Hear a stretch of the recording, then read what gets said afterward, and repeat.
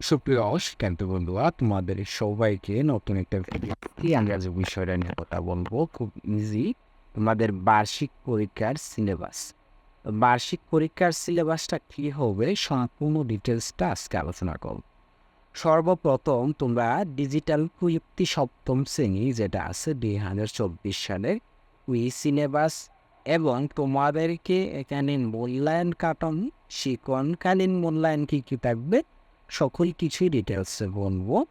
তো প্রথমটা আমরা দেখি, এটা আপনারা নিজেতেই পড়ে নেবেন, এটা তেমন কিছু না, জাস্ট একটু নির্দেশনা পড়ে নেবেন।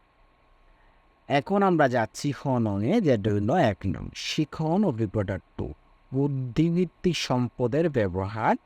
এটা হলো তোমাদের বইয়ের 20 নং থেকে 20 পৃষ্ঠা থেকে 37 নং পৃষ্ঠার বই।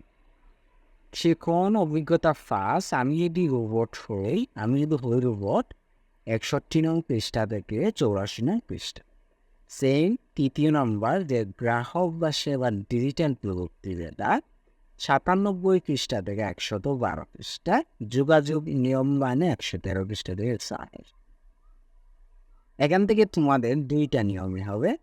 একটা হবে তোমাদের শিক্ষণ অভিজ্ঞতা 30%, সামষ্টিক অভিজ্ঞতা তোমাদের 70%।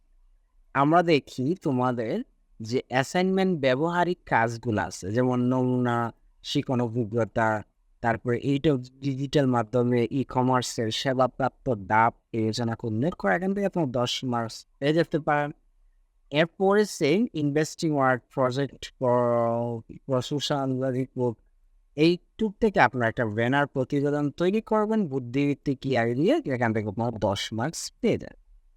সেম সিকোয়েন্সে আছে আপনাদের শিক্ষণ অভিজ্ঞতা সেশন 1 পৃষ্ঠা 115, আগামী সেশনের প্রস্তুতি, এই জবটা থেকে আপনারা 10 মার্কস টোটাল তোমরা 30 মার্কটা পেয়ে যাবেন। আশা করা যায় বিষয়টা বুঝতে পারছি। চলে গেলাম।